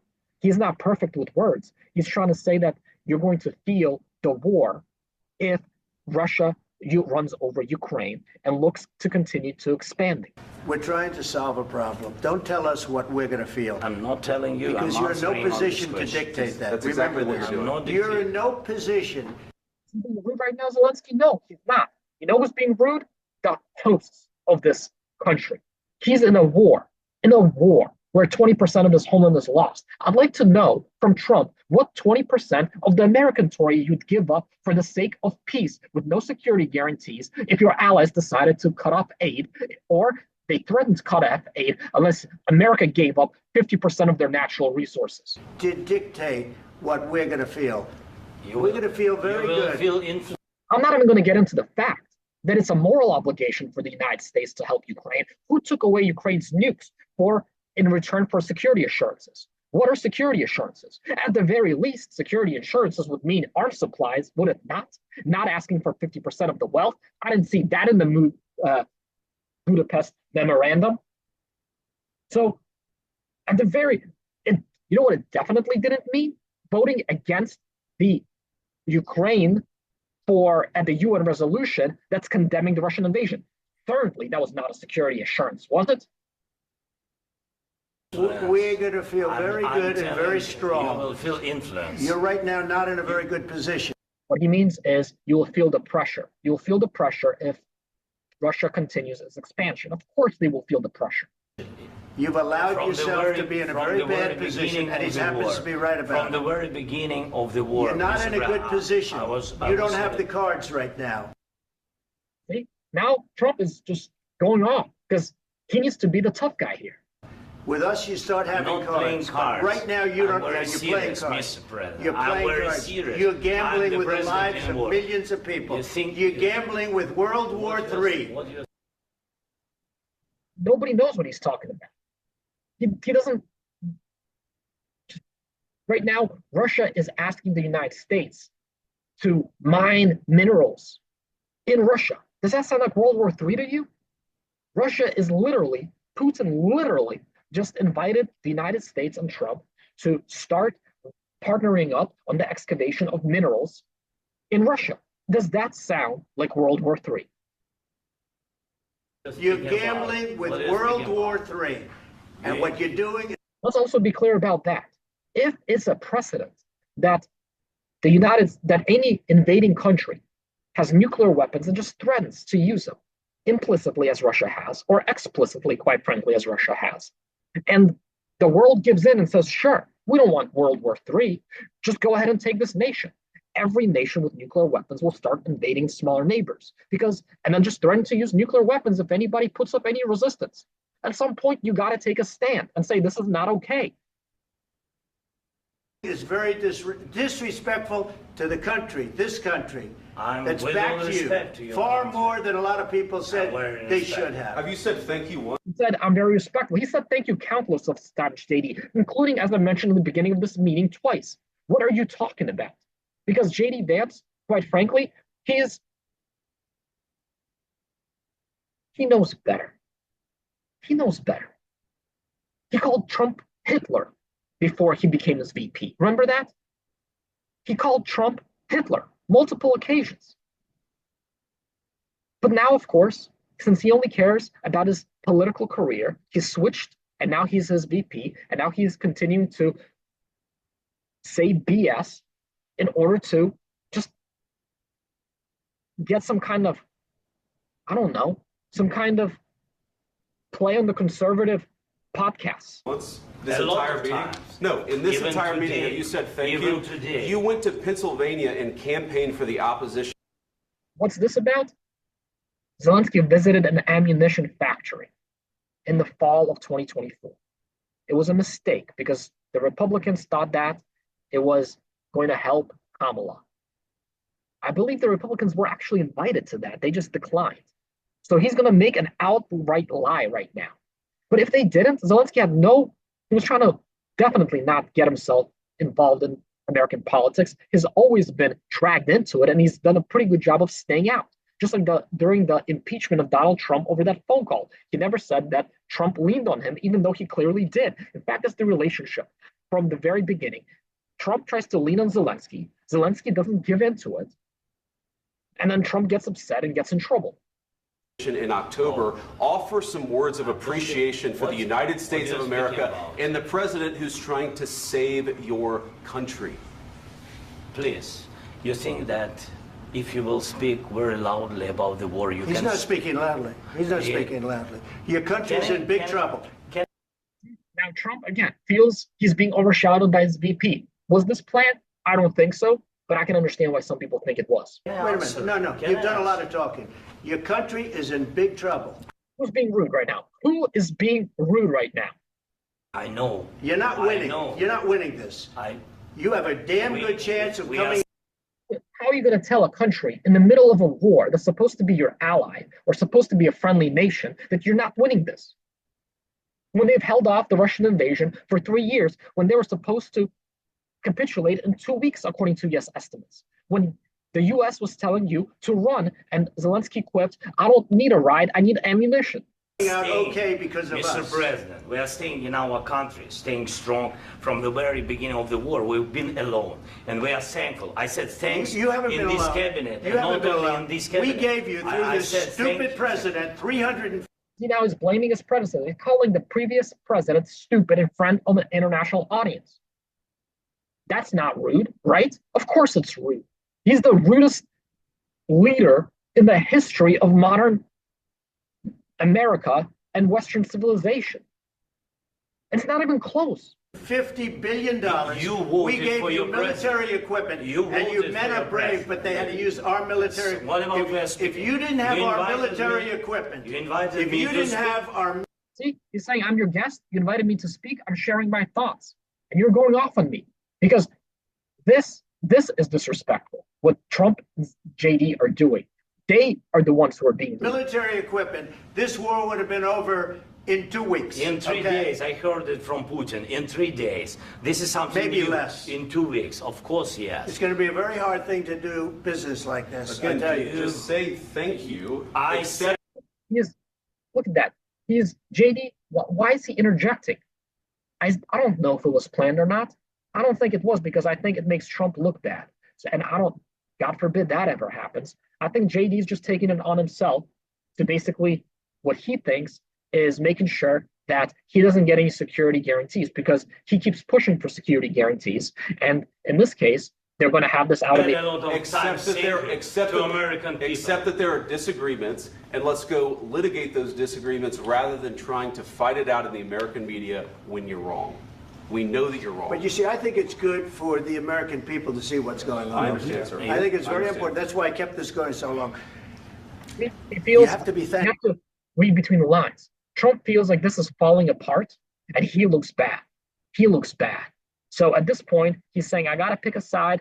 I'm going to stick with JD, even though I think personally he's pissed at JD for interjecting, because one thing that Trump really is a coward. He's not confrontational in person. He'll fire people by Twitter or X, and he'll do all kinds of nasty stuff when he's not in front of a person, but deep inside, he's a coward. And only now, when he has to pick sides between the two, is he going to get confrontational. But he wasn't going to get confrontational until JD interjected. Thankful. You don't have the cards. You're buried there. You're people are dying. You're running low on soldiers. Listen, you're running low on soldiers. It would be a damn good thing. And then you tell us, I don't want a ceasefire. I don't want a ceasefire. I want to go and I want this. Look. Who's mocking who right now? Who's being the rude one? If you could get a ceasefire right now, I tell you take it so the bullets stop flying and your men stop getting killed. Of course, we want to stop the war. But you're saying you don't want a ceasefire. But I said to you, I want a ceasefire. With guarantees. Because you get. That's it. He keeps coming back to the same thing. We want to stop the war, but we want to make sure he doesn't come back. For that, we need security guarantees. Trump doesn't want to do that. You know why? Because he knows that he can't. He promised not to give guarantees and not to be involved in this, to wash his hands clean of this. And he knows that without it, Europe might not come around, and he knows that Putin probably will make a ceasefire agreement, and he probably won't like the guarantees, because Putin likes to keep his options open, and he doesn't know if he's going to invade again, but he's thinking, why not keep my options open? I might invade Ukraine and Russia anyway, according to him. Get a ceasefire faster than an agreement. Ask our people about ceasefire, what they think. I'm not sure what he said here. Ask what people about ceasefire, let them know what they think. But in any case, clearly he's trying to make the point that Putin doesn't respect ceasefires. That wasn't with me. That wasn't with me. That was with a guy named Biden who was not a smart person. See, again, attacking his predecessor. Not a good look, Trump. I don't care how many times you do it. I'm going to call you out for it every time you do it. That was with Obama. It was your president. Excuse me. That was with Obama, who gave you sheets, and I gave you javelins. Yes. I gave you the javelins to take out all those tanks. Obama gave you sheets. In fact, the statement is... That's not a statement, by the way. You're just talking about yourself in third person because you're a narcissistic God knows what. Obama gave sheets and Trump gave javelins. You got to be more thankful. And he only gave him javelins in exchange for trying to get Zelensky. Remember this? For trying to get Zelensky to try to investigate Biden's son. And then he got impeached for it, as he should have been impeached for it. Because you can't go after your political opponents' families in exchange for military aid to a friendly country. It's not how it works. That is corruption. Because let me tell you, you don't have the cards. With us, you have the cards. But without us, you don't have it. What does that mean? You don't have the cards. With us, you have the cards. With negotiations or with war? It doesn't make sense either way. What is he saying? No one knows what he's saying. Any cards. One more question to the Vice President. I'm sorry. It's going to be a tough deal to make. Because the attitudes have to change. What if Russia breaks ceasefire? What if Russia breaks... See, that is the question. That's a good question. Sounds like it's an Eastern European accent, potentially even Ukrainian. It's a great question. What if Russia breaks your ceasefire without any security guarantees? He has no answer for that. None. Peace talks. What do you do then? I understand that it's a heated conversation right now. What are you saying? She's asking, what if Russia breaks the ceasefire? What if anything? What if a bomb drops on you? How's that an answer? How's that an answer? If Russia breaks a ceasefire, it's another third invasion that Ukraine may never survive. Because I guarantee you they'll come even more prepared. Head right now. Okay? What have they broken? I don't know. They broke it with Biden because Biden, they didn't respect him. They didn't respect Obama. They respect me. Yeah, but what happens, even if that was true, nobody respects you. But even if that was true, what about the guy after you? You're not going to be here for more than the next, 3.5 years now or so? So what are you talking about? 4 years. Let me tell you, Putin went through a hell of a lot with me. He went through a phony witch hunt. What is this? What is he talking about? I mean, again, all of the conservative commentators are trying to justify this erratic, shameful behavior. He's now saying that Putin and him are buddies? Because they went through a lot together? Because of the phony witch hunt where you told Russia to hack your opponent's emails and they did and leaked it and potentially influenced the election? Not that I think that would have changed anything, but is that what you're referring to? But more importantly, why is this relevant to the conversation at hand? Let's pretend, for example, I mean, here's the thing. It's an absurd thought process. He makes it sound like Putin was suffering with him when he was going through that Russia witch hunt. Putin was in the Kremlin laughing his butt off because he probably did try to interfere, successfully or not. And when he saw the fallout, he was rubbing his hands because he loves to see America an adversary in turmoil, something that you can't get through your thick head. He wasn't suffering for you, Donald. He was laughing at you and at the United States of America. Where they used him and Russia. You ever hear of that deal? That was a phony Hunter Biden, Joe Biden scam. Hillary Clinton, Shifty Adam Schiff. It was a Democrat scam. Shifty Adam Schiff, why are you attacking your political opponents in public and especially in front of an international audience? And he had to go through that. And he did go through it. We didn't end up in a war. And he went through it. He was accused of all that stuff. He had nothing to do with it. It came out of Hunter Biden's... What did Putin have to do to go through it? He just sat there and laughed. Bathroom. It came out of Hunter Biden's bedroom. It was disgusting. What is he talking about? He's talking about Hunter Biden's laptop. But apparently words and him are not friends. Disgusting. And then they said, oh, the laptop from hell was made by Russia. The 51 agents. The whole thing was a scam. And he had to put up with that. He was being accused of all that stuff. Yeah, all I can say is this. He might have broken deals with Obama and Bush, and he might have broken them with Biden. He did, maybe. Maybe he didn't. I don't know what happened. But he didn't break them with me. He wants to make a deal. I don't know if you can make a deal. The problem is, I've empowered you to be a tough guy. What is this? I've empowered you to be a tough guy. He's been fending off a full-scale Russian invasion before you became president for years. You haven't empowered anything. You've been in office for a month. You've empowered you. Are you saying that you can make a ceasefire? If all Zelensky wanted was a ceasefire with no security guarantees and the lifting of Russian sanctions, he'd be in Moscow right now instead of in Washington, D.C. That's an easy deal. Russia will take a pure ceasefire at any time so they can rearm and regroup. They lose nothing by that.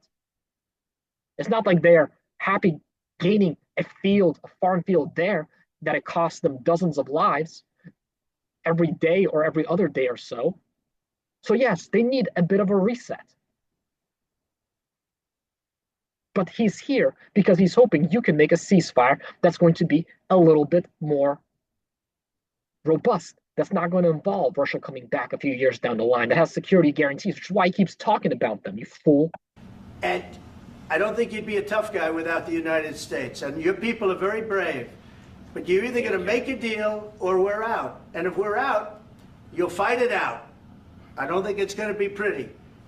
So, again, he's implicitly threatening cutting off aid. I fully expect at this point in time that there's a very good chance, at the very least, that the United States will cut off aid because that's how spiteful they are. We saw that with the UN resolution. They could have just abstained at worst, but they decided to literally vote with Russia. I fully expect Elon to mess around with the Starlings. And then I fully expect, I would not be surprised if the United States starts sharing intelligence with the Russians instead of the Ukrainians, literally switching sides in a war. That might be a bit of an extreme, but quite frankly, I would not be that surprised because he's a spiteful, petty leader that apparently just, I don't know. But you'll fight it out. But you don't have the cards. But once we sign that deal, you're in a much better position. But you're not acting at all thankful. And that's not a nice thing. I'll be honest, that's not a nice thing. All right, I think we've seen enough. What do you think? Huh? This is going to be great television, I will say that. All right, we'll see what we can do about putting it together. Thanks. And I need the back of this.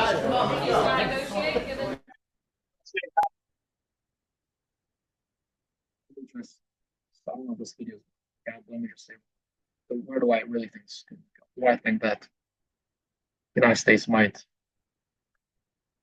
cut aid? Yeah, I think there's a good chance of that. Do I think that they're going to start sharing intelligence with the U.S.? Probably not. Too many, I think, U.S. intelligence officials will just resign or leak, and it's going to be a huge scandal. I don't even think Trump will be able to survive that. But best case scenario, Trump, despite all of his pettiness and spitefulness, he'll actually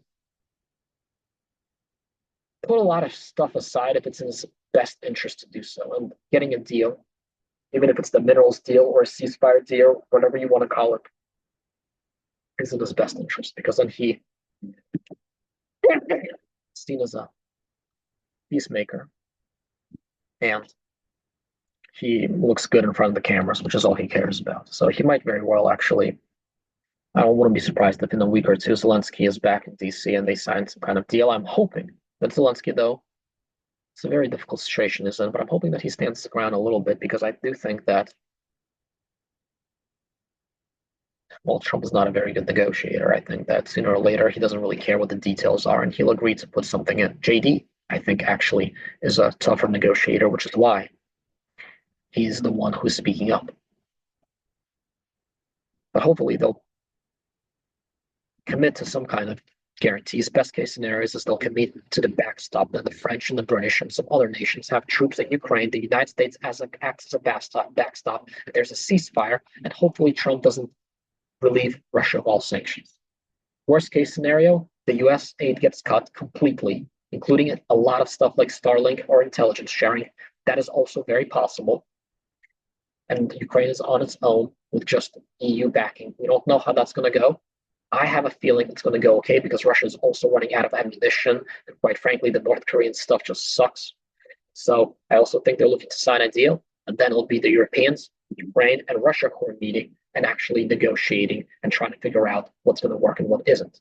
The timeline for that, of course, is going to be much longer.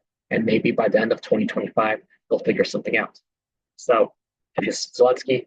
And I do believe the most likely scenario, as of today, is that Zelensky and Trump, because they both have an interest to not break this relationship, will agree to something.